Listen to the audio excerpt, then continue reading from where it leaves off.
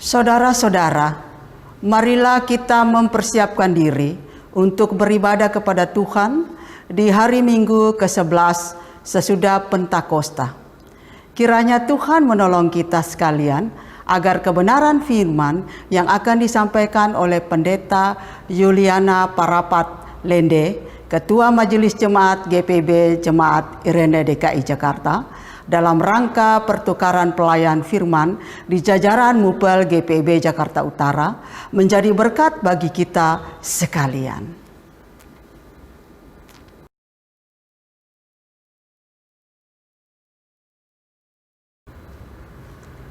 Saudara-saudara, marilah berdiri. Bersyukurlah kepada Tuhan dengan segenap hati dan beribadah kepadanya.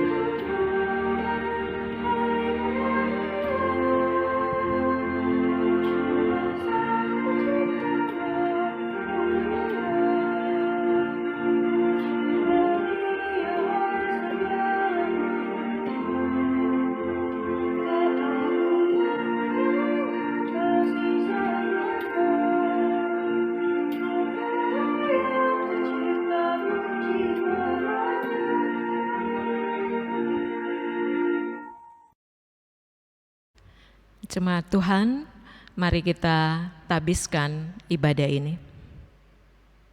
Pertolongan kita adalah dalam nama Tuhan yang menjadikan langit dan bumi.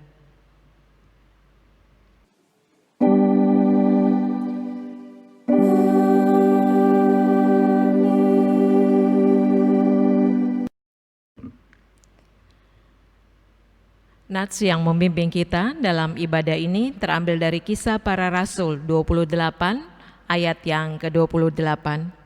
Sebab itu kamu harus tahu bahwa keselamatan yang daripada Allah ini disampaikan kepada bangsa-bangsa lain dan mereka akan mendengarnya. Terimalah salam rasuli, kasih, karunia, rahmat dan damai sejahtera dari Allah Bapa dan Kristus Yesus Juru Selamat kita menyertai saudara sekalian.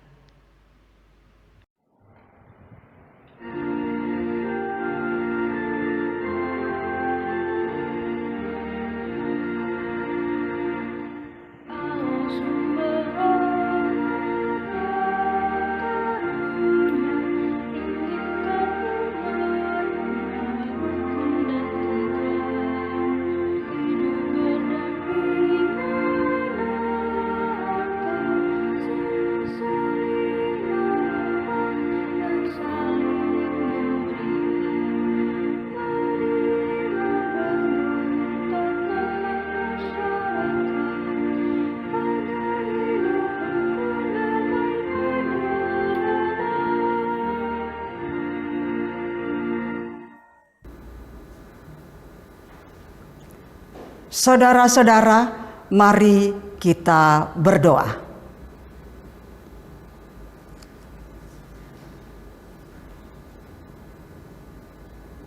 Ya Allah yang Maha Kasih, dalam dekapan cinta-Mu, kami ada dan menikmati kehidupan sampai hari ini.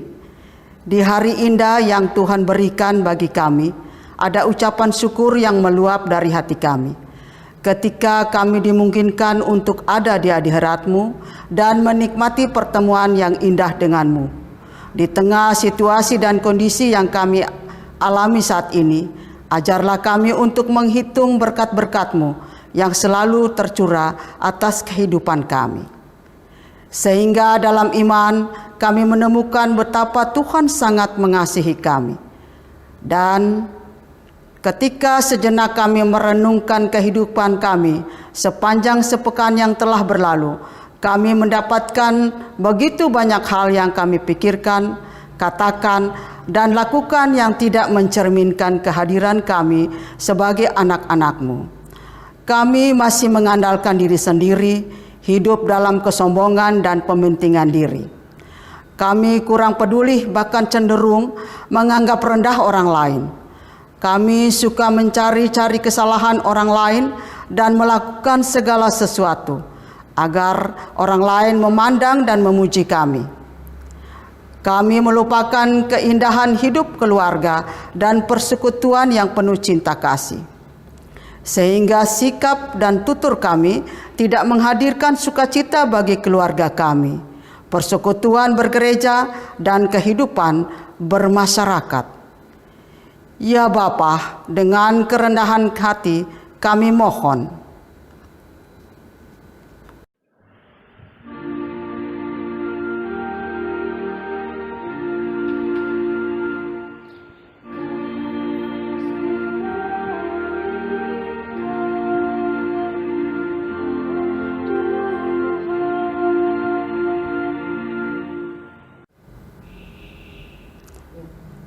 Tuntunlah kami dengan hikmat-Mu untuk membiarkan Roh Kudus berkarya dalam hidup kami, agar kami mengalami perubahan dalam bertutur dan berlaku yang memuliakan nama-Mu.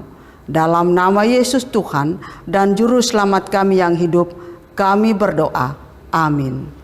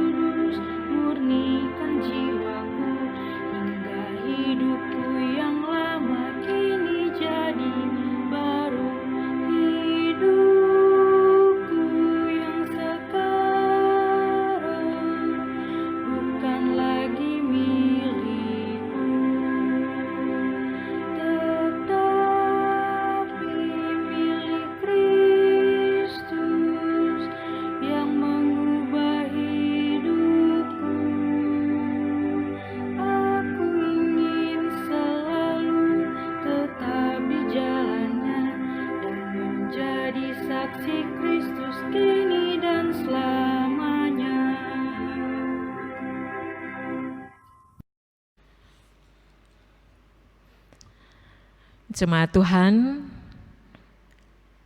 kita akan masuk dalam pelayanan firman Tuhan. Mari kita mohon bimbingan Roh Kudus. Kita berdoa. Tuhan Yesus yang di sorga, kami senantiasa mengucap syukur yang tiada taranya kepadamu untuk segala kebaikan Tuhan yang berlangsung dalam kehidupan kami. Baik kami di gereja maupun di rumah tangga kami masing-masing, lawatan Tuhan tetap hadir dengan kebenaran firman-Mu. Berbicaralah atas kami dengan kuasa Roh Kudus, sehingga firman Tuhan ini tidak berlalu begitu saja, tetapi makin kami lakukan dalam perjalanan hidup kami. Berfirmanlah atas kami semua, karena kami anak-anak-Mu sudah siap dan sedia mendengarkannya. Ya Kristus firman yang hidup, kami senantiasa berdoa dan bersyukur. Amin.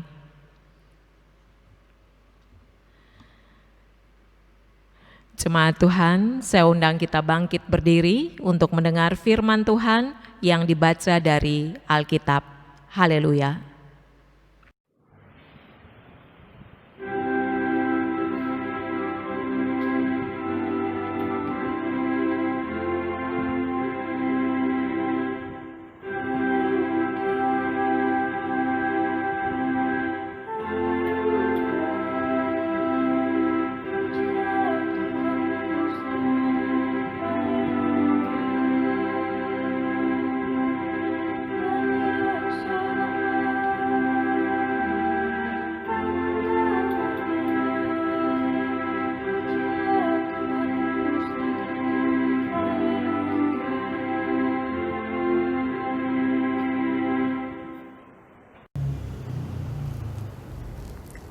Firman Tuhan dalam Kisah Para Rasul pasal 28 ayat 17 sampai 29 berkata,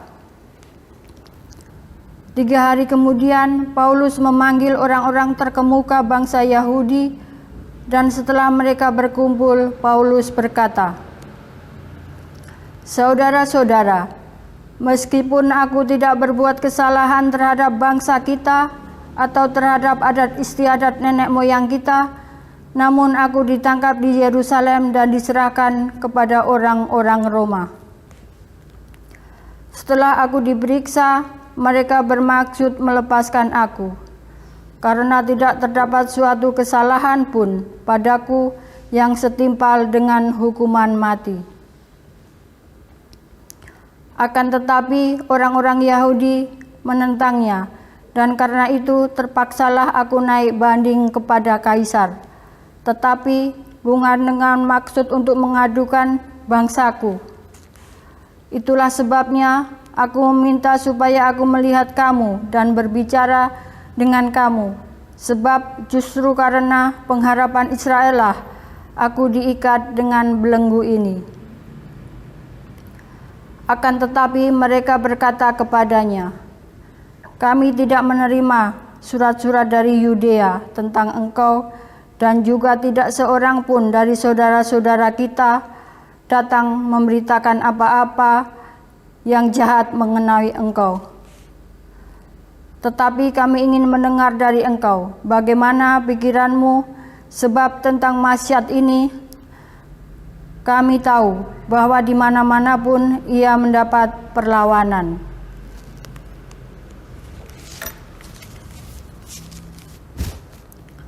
Lalu mereka menentukan suatu hari untuk Paulus.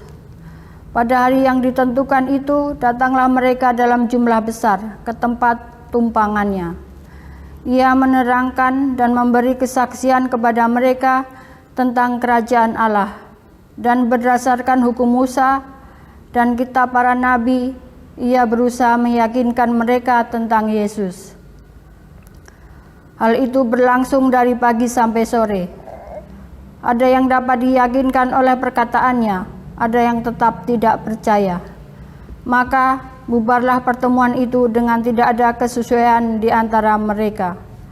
Tetapi Paulus masih mengatakan perkataan satu ini, "Tetaplah firman yang disampaikan Roh Kudus kepada nenek moyang kita dengan perantaraan Nabi Yesaya. Pergilah dengan bangsa ini dan katakanlah, kamu akan mendengar dan mendengar, namun tidak mengerti. Kamu akan melihat dan melihat, namun tidak menanggap. Sebab hati bangsa ini telah menebal, dan telinganya berat mendengar, dan matanya melekat tertutup, supaya jangan mereka melihat dengan matanya, dan mendengar dengan telinganya, dan mengerti dengan hatinya, lalu berbalik sehingga aku menyembuhkan mereka. Sebab itu, kamu harus tahu bahwa keselamatan yang daripada Allah ini disampaikan kepada bangsa-bangsa lain, dan mereka akan mendengarnya." Dan setelah Paulus berkata demikian, pergilah orang-orang Yahudi itu dengan banyak perbedaan paham antara mereka. Demikian firman Tuhan.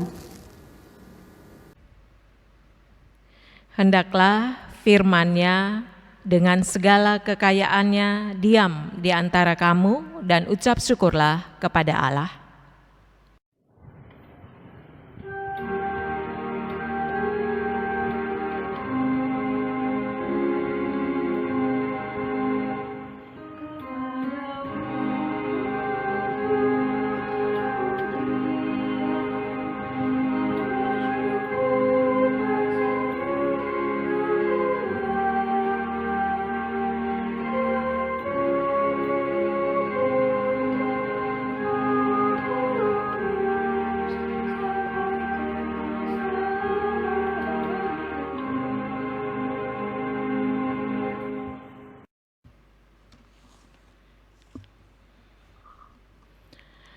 Saudara-saudara yang terkasih dalam Tuhan Yesus Kristus, mari kita lihat ayat yang ke-28. Sebab itu kamu harus tahu bahwa keselamatan yang daripada Allah ini disampaikan kepada bangsa-bangsa lain dan mereka akan mendengarnya. Saudara-saudara yang terkasih dalam Tuhan Yesus Kristus, tidak dapat dipungkiri bahwa kita memasuki kehidupan yang sangat-sangat sibuk. Sibuk untuk diri kita, sibuk untuk pekerjaan, bahkan ada banyak hal yang membuat kita sibuk sehingga akhirnya kita tidak lagi memikirkan penginjilan atau memberitakan firman kepada satu dengan yang lain. Karena kita anggap bahwa itu bukan urusan kita, atau bisa saja kita juga menganggap itu adalah sudah selesai pemberitaan itu. Toh saya berada di lingkungan yang semuanya Kristen, sehingga kita tidak lagi memberitakan kebenaran. Saudara-saudara yang terkasih, saya mau kemukakan bahwa ada beberapa halangan atau kendala ketika orang memberitakan kebenaran Injil atau menyatakan kebenaran. Yang pertama, kurangnya pengetahuan tentang Injil. Saudara-saudara yang terkasih, kenapa saya tidak bisa berbicara tentang Yesus? Karena memang saya tidak mengenal Yesus. Atau saya punya pengetahuan yang terbatas tentang Yesus Kristus. Kita tidak mau mempercakapkan tentang Kristus. Karena kita takut kalau nanti orang bertanya tentang Kristus, ternyata pengetahuan kita tentang Kristus itu sangat sedikit. Sehingga kita tidak mau berbicara tentang Injil atau kita tidak mau berbicara tentang kebenaran. Karena kita punya pengetahuan, pengenalan akan Yesus sangat minim. Itu yang pertama, sehingga ada banyak orang Kristen tidak lagi memberitakan Injil. Yang kedua, kita sangat apatis. Apatis adalah orang yang tidak lagi memprioritaskan tentang kebenaran. Toh kalau saya sampaikan, nanti saya mengalami permasalahan. Ketika saya mau menyatakan kebenaran, pasti saya akan mungkin dibenci. Kita tidak lagi menyiapkan waktu, jadwal, kehidupan kita untuk mendoakan orang lain, mendoakan untuk orang yang percaya, karena belum apa-apa kita sudah putus asa duluan. Toh nanti juga mereka tahu. Itu juga terjadi dalam keluarga. Malas berbicara tentang kebenaran Tuhan. Berbicara tentang firman Tuhan saja kita malas. Karena kita beranggapan bahwa toh nanti anak-anak kita dapat dari gereja, dari pelayanan PA, PT, sehingga kita sudah tidak lagi memprioritaskan hal itu, sudah apatis, sudah putus asa duluan untuk menyatakan kebenaran. Yang ketiga, saudara-saudara yang terkasih, kita takut untuk menyatakan kebenaran. Beberapa orang dilumpuhkan dengan ketakutan tidak diterima di dalam sebuah kelompok, terpinggirkan, ditertawakan, atau mungkin takut terang-terangan untuk diejek. Sehingga kita tidak lagi memberitakan kebenaran. Saudara, seringkali dalam sebuah kelompok, sebuah komunitas yang tercipta di antara kita tidak menyatakan kebenaran. Kalau bisa kita sama, kalau bisa kita diam, karena beranggapan diam adalah emas. Padahal saudara-saudara yang terkasih, ada banyak orang perlu dituntun untuk hidup dalam kebenaran. Yang keempat, kenapa tidak lagi kita memberitakan Injil? Karena saudara, tanpa kita sadari, kita kurang belas kasihan. Belas kasihan seperti apa? Saya sudah selamat, seharusnya orang lain juga selamat. Saya sudah menikmati kebaikan Tuhan, seharusnya saya juga memberikan kebaikan kepada orang lain. Tetapi karena belas kasihan dalam diri kita itu tidak ada, Yang penting keselamatan itu milik kita sendiri. Keselamatan adalah anugerah buat saya saja, buat keluarga saya, buat gereja saya saja. Sehingga akhirnya kita tidak punya belas kasihan seperti Yesus yang datang menjadi manusia untuk menyelamatkan dunia. Kita tidak punya hati seperti itu. Untuk itu saudara-saudara yang terkasih, mari kita pahami firman Tuhan yang diberitakan pada hari Minggu ini. Saudara-saudara yang terkasih, hal pertama yang harus kita ketahui bahwa Rasul Paulus adalah seorang penginjil besar. Dia rindu sekali untuk ke Roma. Dia punya harapan bahwa nanti Roma itu adalah basis bahwa Roma akan menjadi camp di mana dia akan pergi ke ujung dunia, ke Spanyol. Tetapi saudara-saudara yang terkasih, Allah berencana lain. Dia sampai ke Roma, tetapi dia berhadapan dengan penjara di Roma.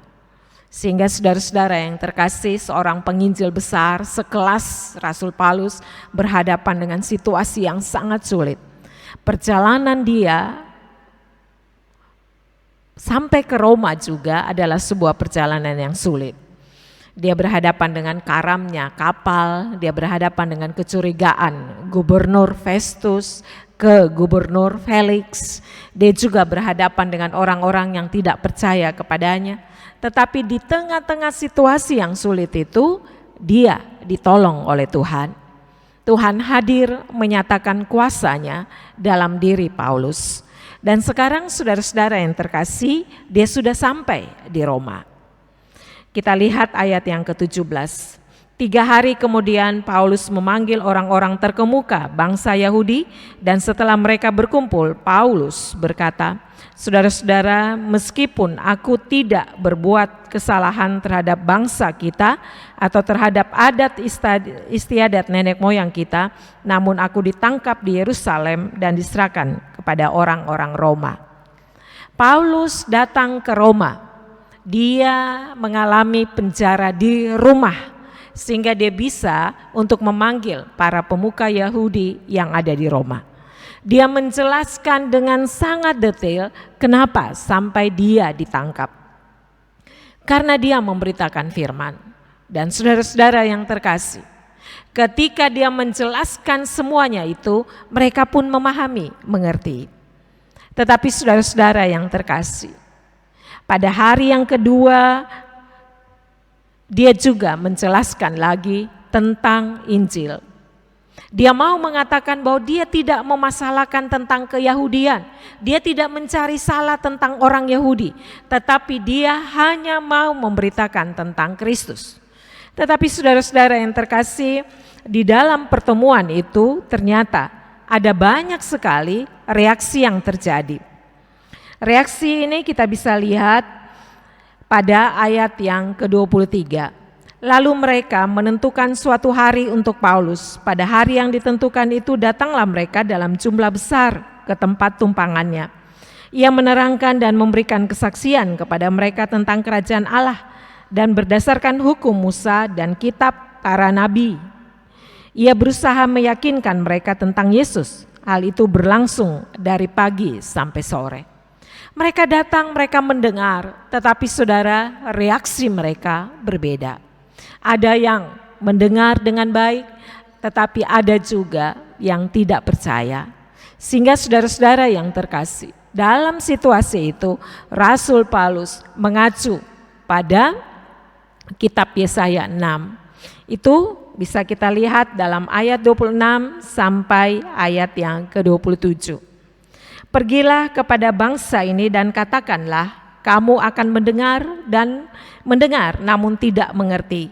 Kamu akan melihat dan melihat namun tidak menanggap. Sebab hati bangsa ini telah menebal dan telinganya berat mendengar dan matanya melekat tertutup, supaya jangan mereka melihat dengan matanya dan mendengar dengan telinganya dan mengerti dengan hatinya, lalu berbalik sehingga aku menyembuhkan mereka. Saudara-saudara yang terkasih, Rasul Paulus mengemukakan tentang apa yang terjadi di kitab Yesaya, bahwa bangsa itu tidak mau mendengar. Mendengar tetapi tidak mau mendengar, itulah reaksi yang terjadi. Mereka melihat tetapi tidak mau melihat.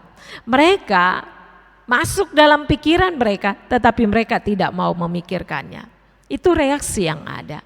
Dan saudara-saudara yang terkasih, dari reaksi ini Rasul Paulus mengungkapkan dalam ayat nats kita pada pagi hari ini. Ayat 28, sebab itu kamu harus tahu bahwa keselamatan yang daripada Allah itu disampaikan kepada bangsa-bangsa lain dan mereka akan mendengarnya.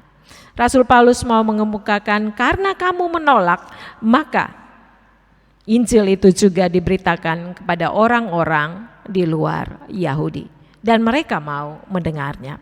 Itulah firman Tuhan yang ditujukan untuk kita pada saat ini. Firman Tuhan yang mau supaya kita pahami bahwa di tengah-tengah kesibukan kehidupan kita ini ada banyak sekali reaksi bahwa orang sebenarnya tidak suka untuk mendengar firman Tuhan. Yang pertama, saudara-saudara yang terkasih, firman Tuhan ini mau mengajarkan kepada kita. Saya sedikit membawa kepada perumpamaan Tuhan Yesus tentang menabur.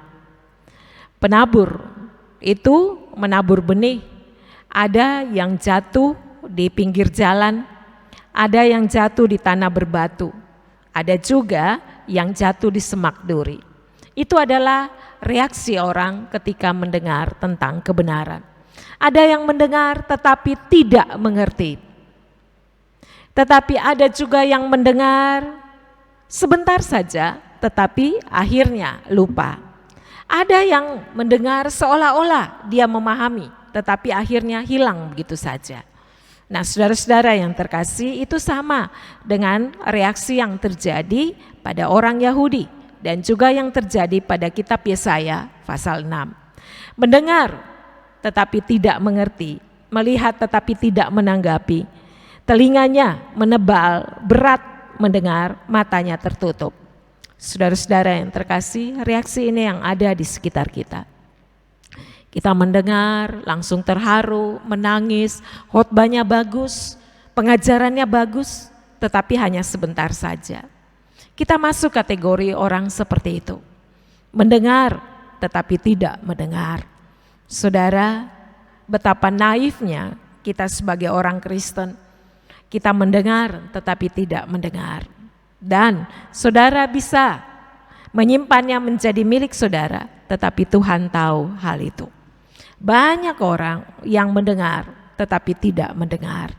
Banyak orang yang melihat tetapi tidak menanggapi. Kelihatannya peduli, kelihatannya begitu sangat serius, tetapi sebenarnya tidak serius. Itu berarti kita masuk dalam kategori orang yang hanya bersimpati tetapi tidak memahami apa yang terjadi. Untuk itu saudara-saudara yang terkasih, kategori kita sebagai orang Kristen, jangan-jangan mendengar tetapi tidak mendengar. Sekarang juga bisa, kita ada di depan TV, kita ada di depan smartphone kita seolah-olah rindu sekali firman Tuhan, tetapi kita mendengar tetapi tidak mendengar, mendengar tetapi tidak mendengar, melihat tetapi tidak menanggapi. Mata kita tertutup oleh kepentingan kita, kesibukan kita, karena kita tidak berbelas kasihan sama sekali. Yang kedua, saudara-saudara yang terkasih, firman Tuhan ini mau mengajarkan kepada kita bahwa saudara kurang sekali punya pengetahuan tentang Tuhan. Saudara tidak mengenal akan Tuhan.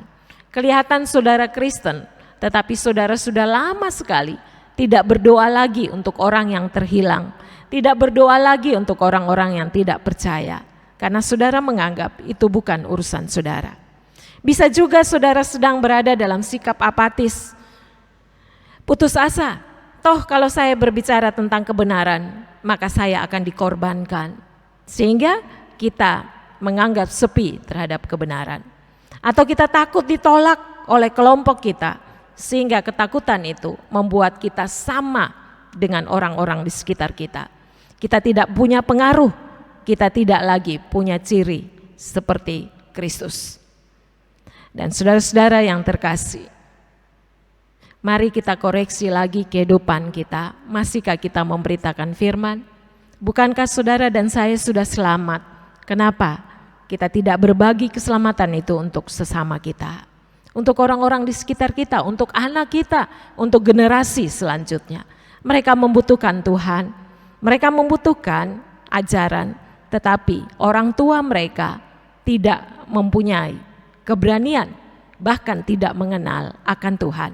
Hidup kita hanya dijalani secara rutinitas tanpa isi, seolah-olah kita Kristen, padahal mendengar pun tidak, karena kita tidak melakukan apa yang Tuhan lakukan.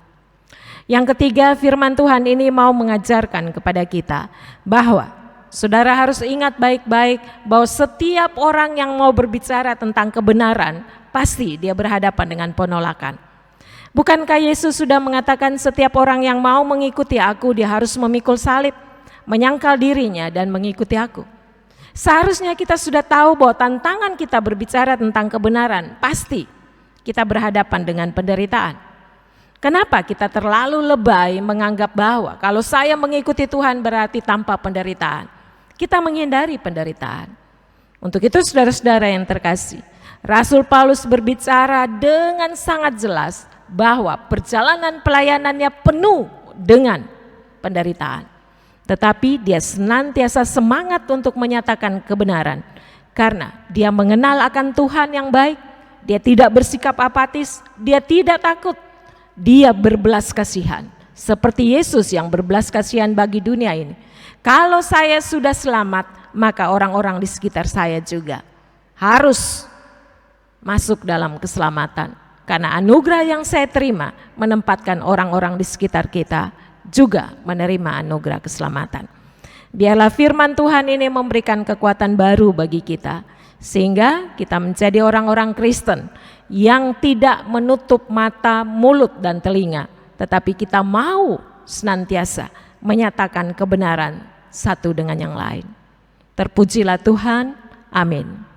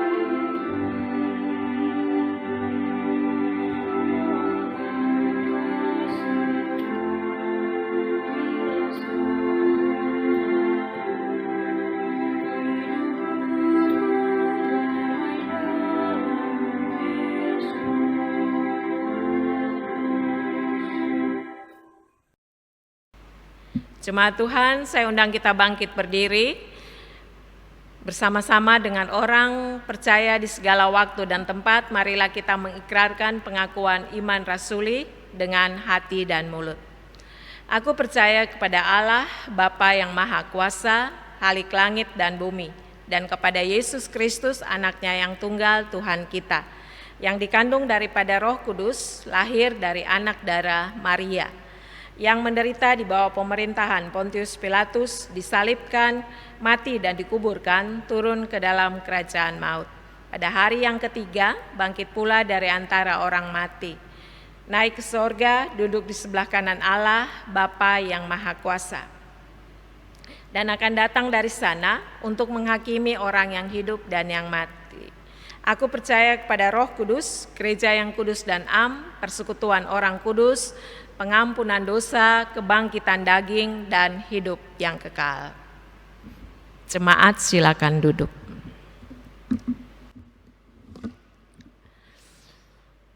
Jemaat Tuhan, mari kita satukan hati, kita masuk dalam doa syafaat. Mari kita berdoa. Kami datang di hadapan hadirat-Mu, ya Yesus Tuhan penebus kami.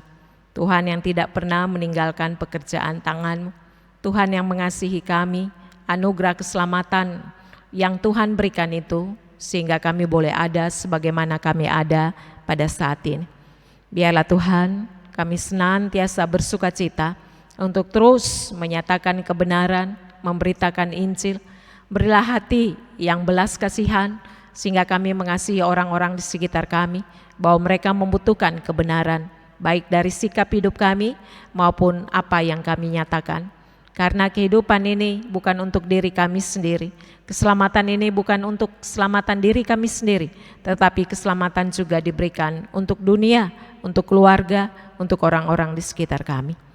Pada saat ini Tuhan Yesus, kami juga berdoa untuk para penginjil dimanapun mereka berada. Mereka sedang berbicara tentang kebenaran Injil. Mereka berhadapan dengan tantangan-tantangan yang hebat. Berilah mereka ketabahan, tutup bungkus mereka dengan kuasa-Mu, sehingga pemberitaan Injil boleh terus diberitakan dan nama Tuhan ada di semua lini kehidupan kami ini.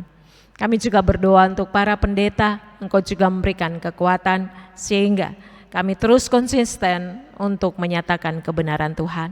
Setiap orang Kristen bersuka cita untuk ada di sekitar firman-Mu dan bukan saja menjadi pendengar, tetapi menjadi pelaku firman, dan mereka juga berbicara tentang Tuhan dimanapun mereka berada, di kantor, di rumah, di pertemuan-pertemuan kehidupan mereka. Nama Tuhan senantiasa disebut karena Tuhan adalah andalan kami, Tuhan adalah juru selamat, Tuhan adalah jalan kehidupan kami. Pada saat ini Tuhan, sebagai persekutuan yang memuliakan nama Tuhan, kami mau berdoa untuk bangsa Indonesia. Nyatakanlah kuasa-Mu atas para pemimpin kami. Berilah kesehatan yang prima, segala kebijakan-kebijakan yang mereka ambil, biarlah demi kesejahteraan negeri ini. Kami juga memohon Engkau memberikan kestabilan ekonomi, keamanan di dalamnya, sehingga bangsa kami dijauhkan dari resesi ke ekonomi, tetapi bangsa kami tetap ada dalam berkat dan kasih sayang Tuhan. Berkatilah juga mereka, para medis yang sedang meneliti, para dokter yang sedang meneliti untuk mendapatkan vaksin maupun uji klinis yang sedang akan berlangsung. Tuhan juga campur tangan, biarlah vaksin untuk menangani virus corona ini boleh dihasilkan dan virus ini boleh dihalau di muka bumi ini dan juga di Indonesia. Kami juga berdoa secara khusus untuk saudara-saudara kami yang terpapar virus corona. Mereka berada di rumah sakit, mereka berada di ruang-ruang isolasi. Mari Tuhan, kami percaya kami mempunyai Tuhan yang berbelas kasihan. Tuhan yang adalah tabib di atas segala tabib, Tuhan yang sanggup untuk menyembuhkan. Biarlah kasih setia Tuhan berlaku atas saudara-saudara kami yang menderita. Kami juga berdoa Tuhan secara khusus untuk jemaat GPIB Menabur Kasih. Tuhan juga mau memberkati hamba Tuhan yang sudah Engkau utus, PHMJ, para presbiter, ke-6 unsur Pelkat, komisi. Bila kerjasama yang baik, bila kasih setia Tuhan tetap berlangsung dalam jemaat ini. Dan apa yang menjadi kebutuhan, Tuhan buka jalan. Segala program-program yang sudah disusun dalam masa pandemi ini, Tuhan cukupkan. Dan Tuhan berkati semua umat menabur kasih. Tuhan Yesus, kami juga memohon kepadamu, Engkau jangkau mereka yang sakit, jamalah dengan kasih setiamu, sehingga mereka juga boleh memperoleh kesembuhan. Saat ini kami juga berdoa untuk mereka di lingkungan sekitar gereja. Sebagaimana Tuhan memelihara kami, mencukupkan kami percaya Tuhan juga cukupkan semua orang. Sehingga nama Tuhan boleh dipuji, disebut, diandalkan. Karena kami percaya kasih setia Tuhan berlangsung untuk semua orang. Saat ini kami juga memohon Engkau berkati, Engkau juga mau hadir dalam kehidupan anak-anak kami yang sekolah secara online.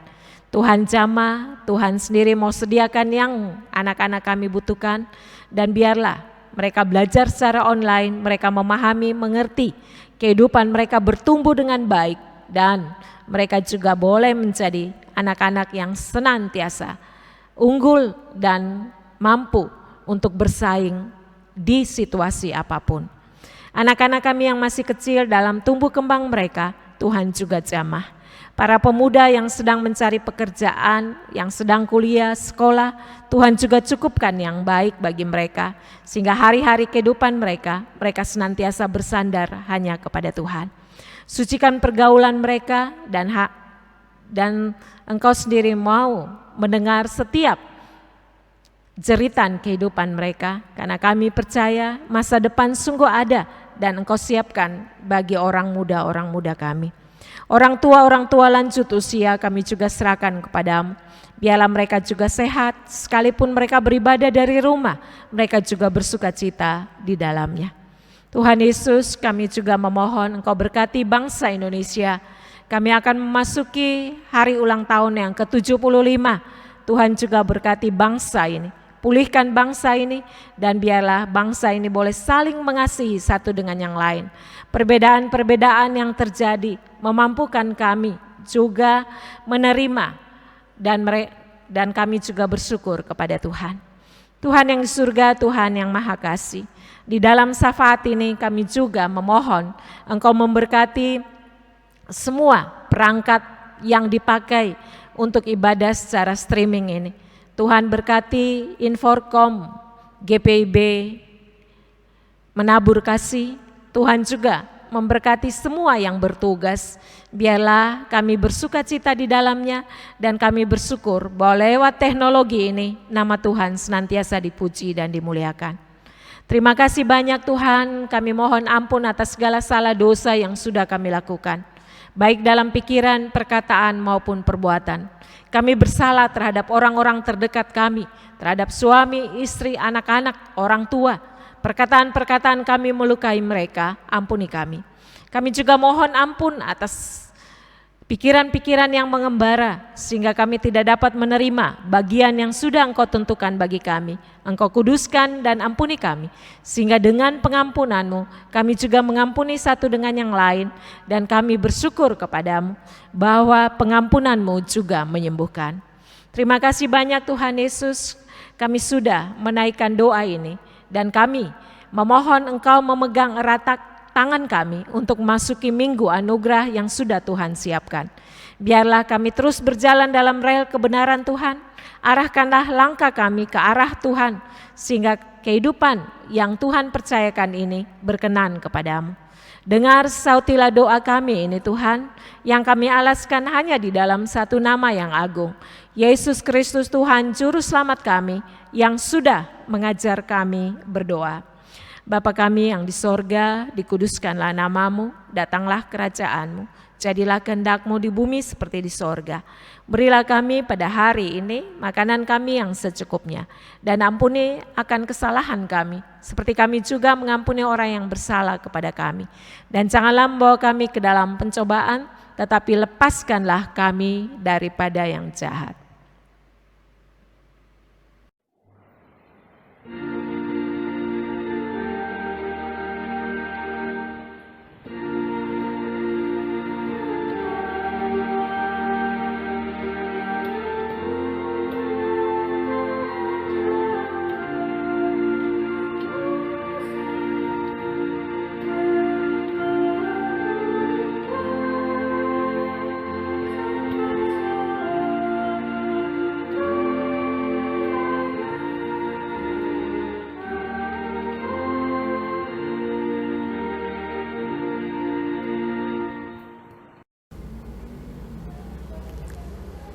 Saudara-saudara, marilah memberi persembahan kepada Tuhan. Firman Tuhan dalam Mazmur pasal 119 ayat 108 berkata, kiranya persembahan sukarela yang berupa puji-pujian berkenan kepadamu ya Tuhan, dan ajarkanlah hukum-Mu kepadaku. Tuhan memberkati persembahan kita sehingga berkenan kepadanya. Saatnya memberi persembahan sambil bernyanyi. Dari Kidung Keesaan nomor 379 bait 1, bawa persembahanmu.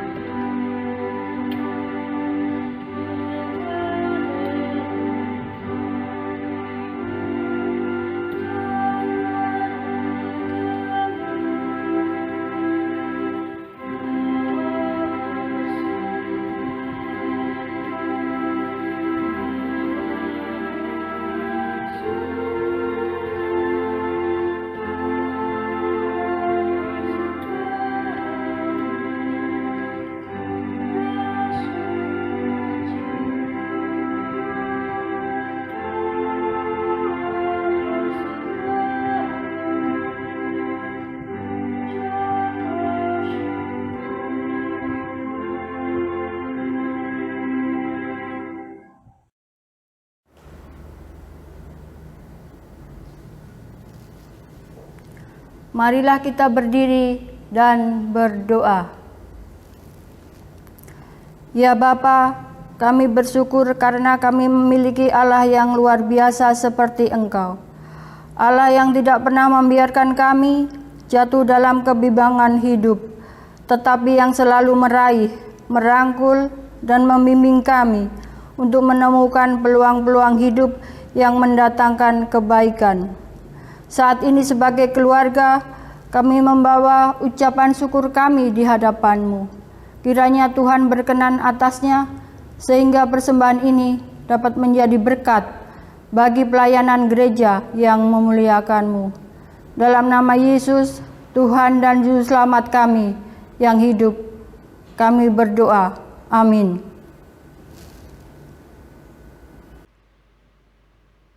Saudara-saudaraku, saya undang kita berdiri.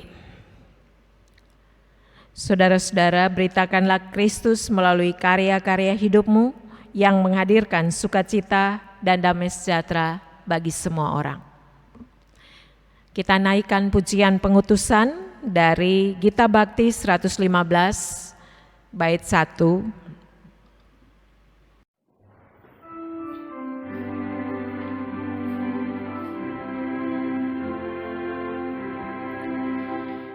Utuslah kami masuk dalam dunia ini, menjadi saksi bagi kerajaan-Mu, membawa damai dan terang-Mu yang abadi, menabur kasih bagi dunia yang resah. Utuslah kami jadi saksi yang setia, membawa kabar sukacita yang abadi, supaya dunia mengaku dan percaya Engkaulah Yesus Tuhan Juru Selamat dunia.